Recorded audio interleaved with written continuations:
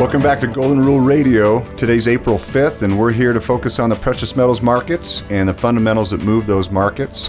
And without further ado, we're going to jump right into gold with Robert. Gold's line in the sand is 1263, and it has tried to break that for 8 days since March 27th. And it's possible to go either way. It could be pulling back because it has failed to break that high. But if it does break that previous high, I think it's going to run. 1263 line comes back from a previous support level dating all the way back to about beginning of last year. We broke through it on the downside with the Trump election, and we have tested it 1, 2, now 3 times. My opinion on this is each time we've tested it, we've had a higher low, meaning the pullback has been less and less. And this most recent third touch, we've barely drawn back at all. I think gold's going back above 1263 and continuing its march up. If it does, I think you're going to run into strong resistance at 1337. And 1300 will be a psychological number, but it might just break right through that. Yeah, exactly. Well, that's 7% higher than where it's currently trading at 1248 today. And since we started this program at the beginning of the year, we've been pretty accurate with our gold numbers, but nobody really knows. Again, when we overly focus on the technicals, we can leave out the fundamentals, and anything fundamentally can get us caught off guard at any given point. Well, and an extra 7% this year up, that's going to take us to what total for the year? That'll mean that we're up over 15% so far in 2017, and silver will continue to outpace. And I'll take that in any asset class. Yeah. Absolutely. Silver's about the same story. You have a break above 1846 would be the break above the previous high. If it breaks above that, I think you're going to run into strong resistance at 1896. I agree. We're on the second touch on the silver level. The chart is almost identical to the gold one. We're coming off a fib level that also lines up with support resistance level. I love it when we see multiple indicators come together at the same spot. So I'm in the same camp. I think we're going to push right above this, and we're looking at higher levels on silver. And not coincidentally, the gold-silver ratio has held firm the last few weeks, right around 68.5 to 1, and that's where we are again today. So not a whole lot of movement in that ratio. And still an excellent opportunity to get into the silver market at those ratios, or if you're sitting on a heavy gold position, to be looking at transitioning some of your gold into silver at this point. In regards to the gold price coming down or breaking up through that ceiling, what do you guys see as possible fundamentals that could actually push or pull us through those resistances? Well, we do have a couple important news things coming up, both here domestically as well as Draghi speaking on the European Central Bank and what the euro is planning on doing. I also noticed this week that congratulations to the British pound for reaching the lowest level against the dollar in, what's that now, 30 years? 1986, 85? Yeah. No, and the euro is actually due for a bounce, I would say, after 8 years of decline. You know, they're seriously fighting inflationary pressure in the eurozone and specifically in the PIGS, with the Brexit referendum and everything else. And that's part of what has given the black eye to the British pound. Well, and to play the paranoid conspiratorial card too, no bigwig wants England to leave the euro. So to see the British pound dropping substantially after the Brexit vote for, that I can tell, no reason. Manipulation. And to see a point where we really should see, for all technical reasons, the euro start to take a jump back up, and the expectations we have for the height in the Dow Industrials, Dow Transportations, and where the dollar is.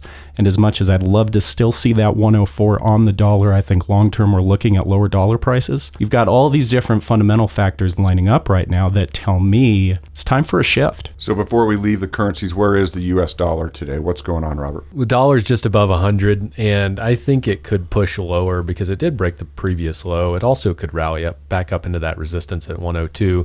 But I do think you may see a strengthening of the euro, which would push that dollar index down. And a lot of that will come out of Draghi's monthly speech tomorrow to the European Central Bank. The market has not been really focused on Draghi, but it may come to fruition tomorrow. How about geopolitically? Focusing on North Korea, China, their stateside visit, Donald Trump visiting with Xi. Is it possible that Trump is actually going to inform him that we're going to invade North Korea with all the drills that they've been doing on the border of the demilitarization zone there in North Korea, South Korea? It's possible Trump may just be informing him that we're about to take North Korea off the map. Yeah, I think that's right. I mean, you have Rex Tillerson saying he's done talking. They fired another ballistic missile yesterday, and they're saying, you're not getting North Korea under control. We're going to do it. So done talking usually means ready for action. Yeah, but what does North Korea have that we want? Because we go into all these wars under the guise of spreading freedom or personal liberty or removing ballistic missiles, but the reality is we still just want to maintain OPEC and continue to control the global oil trade. I think we want safety, and I think Trump's going to be proactive about securing that. For the allies, for South Korea. Okay, What so they have is nuclear weapons. What we don't want them to have is the capability to fire them either on South Korea or on the United States. And they are refusing to refrain from developing these improved nuclear warheads, and that, I think, is a concern. And a lot of it is saber rattling. But all along, I think North Korea has been jockeying for a little bit more respect on the world scene, and it's just not going to happen under a Trump administration. Well, and so is China. So I think going into China to discuss this stuff makes a lot of sense, because China's also been jockeying for a more top-tier position amongst, the 4 or 5 major nations in the world. And maybe China's going to step in and say, shouldn't this be our problem? It's our part of the world. We've got the military. It's our job to take care of this. And I think that's exactly what they've been saying. That's been their go-to response. And not only that, but I think now we're saying, look, if you really are going to do something, now's the time to do something. Look what's happened to everybody else that's saber rattled at Trump. What's happened to them? We built walls. He Twitter posts about anything just crushing them. So right, he I has think a harsh response every time. He does. And I think he doesn't want something to happen on his watch. Well, we'll see what happens when his actions start replacing his Twitter words. So, Robert, if you're right and there is that sort of a response, where there's an informing at the end of the week that we are going to do something, Miles, your numbers of breaking through that 1263 upside resistance are going to be realized. Yeah, that may be your geopolitical event right there, Tori. And any geopolitical event that takes place and affects China, who I believe is the number 2 producer of gold and the number 1. So they're number 1 in both categories now? Consumer and producer, I believe. Okay, then anything that affects China and affects their part of the world is going to affect the metals pricing. So in other news that can absolutely move the metals markets, Richmond Fed President Jeffry resigning. We talked about him a couple of weeks ago. Is anybody surprised that there's some inside leaking of information here? Not at all. Well, I'm a little surprised they didn't just let him retire with dignity 6 months from now. I mean, he's not even a voting member anymore. Well, I think what you're seeing is a crackdown. I think that the perception in Washington and through the central bank is that corruption is so deep and people are so unwilling to continue to tolerate it that you're going to see some heads roll, and he was a safe head, to your point, Miles, because he was resigning in October anyway. So I guess he just becomes the easy one to cut off at the knees. Right, and we'll see what happens, with the whole Susan Rice thing and everything else. Steve Bannon being removed from the National Security Council this morning, which I'm not saying he ever should have been there. Probably, it's a strange appointment, but for him to come out, I think you're seeing some power play go on, and it'll be really fun to watch what plays out over the next year in regards to Washington and central bank accountability. Well, and the takeaway is what you said regarding the info leaks. Now, we're talking about a 2012 info leak, and for some reason, we continue to feel like these are just black swan events that just happen occasionally. So the question is, how often do they happen? Do we just hear about them 3, 4, 5 years later? Multiple times all a the day. time. Yeah, is there one happening right now? Yep. Who's in what room It's the new on norm. Capitol Hill having what discussion right now?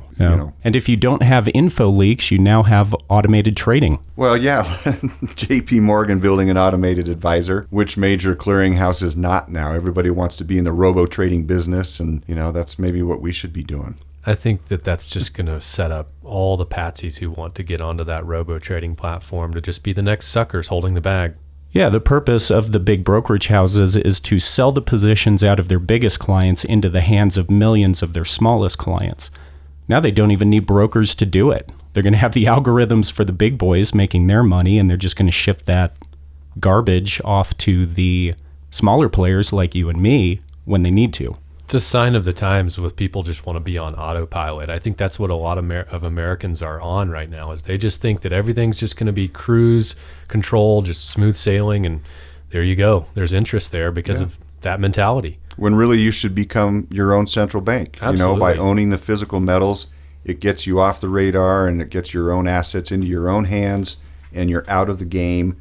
And with this whole automated advisor thing, not only that, but we know that they're skimming off of every single trade. It sounds very, very similar to what the banking system's doing with pushing to go cashless, because if they go to a fully digitized system and you get a cashless push, well, now you've got every credit card company, which is every bank, getting a portion of every transaction that's made in the United States. I was told something sometime back, just how the system is just not set up to help the small guy. So if you're going to go ahead and be just kind of herded into the system, into this automatic advisory, I really warn against that. I would go the opposite way. Yeah, I'm absolutely a fan of taking ownership, not just of the assets you own, but the decisions you make towards owning or selling or trading those assets. And we're not just being paranoid here. I mean, the nation's largest Forex trading bank just went out of business just a month or so ago. FXCM Bank, gone. They were trading against their clients' accounts. Yeah, it's ridiculous. And again, it doesn't mean that you have to be out of that altogether. We don't say put all your eggs in one basket, but you darn well better be diversifying. You should have something outside the financial system. 10, 20, 30, 50% of your money should be outside the financial system in a financial asset that you can get back into the financial system, which gold fits that bill. It will help dictate your income in retirement phases. I mean, look at the cost of living adjustments. They're non-existent. So if you're relying on Social Security or your pension plan, you're putting too much faith and emphasis on something that's a crumbling empire. What happens to the automatic advisor when the electricity doesn't turn on? And we saw that here. You know, you had an internet outage and you had Wells Fargo and two other large banks with lines around the block with people that could not make a deposit or a withdrawal on their account. It was a Friday night. I wanted to go see a movie and I couldn't even swipe my debit card. Well, there you go. So in terms of recommendations, if we are going to diversify, let's close with a recommendation for this week. Robert? I'd set two parameters. One, the easiest one is if gold breaks above that previous high of 1263, you better be in. The harder one to call, which may be the less probable, is a lower number. If we see any pullback, I'd be buying on weakness because it could be a shallow pullback. What would that pullback look like? I'd say your first levels of support are around 1210 to 1220 off of the previous low, a little bit above that. But if we do see that pullback, it could be shallow. So therefore, Robert, you say it's less likely. Waiting for a specific number might be a fool's errand. Yes. And does it really matter? No, in the grand scheme of things, if you listen to everything that we just discussed, no, it does not matter. I mean, the net takeaway for me is simple. As long as the U.S. government is using imaginary money and tax dollars and inflation rates and interest rates to allow them to increase spending, as long as they're spending more than they're bringing in, I want to own dirt and the stuff that comes out of dirt.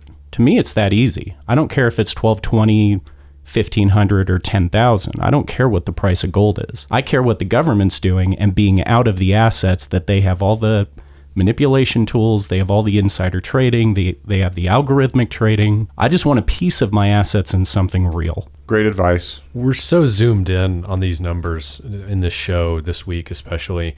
We're so zoomed in to see, these little moves in gold, but really, if you step back, you're going to see higher prices in gold. You're going to see much higher prices in silver. What did we say last week? Buy silver anytime in the 2 digits.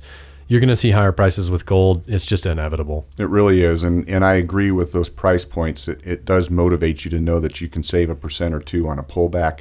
Great, but don't let the train run away from you if we do break through that upside resistance at 1263. So thanks again for tuning in this week to Golden Rule Radio. Tori, Robert, and Miles are signing off. Please subscribe to us below. And you can also follow us on Twitter at ICA Gold. Or call us 1-800-525-9556. Thanks for listening. And have a good week.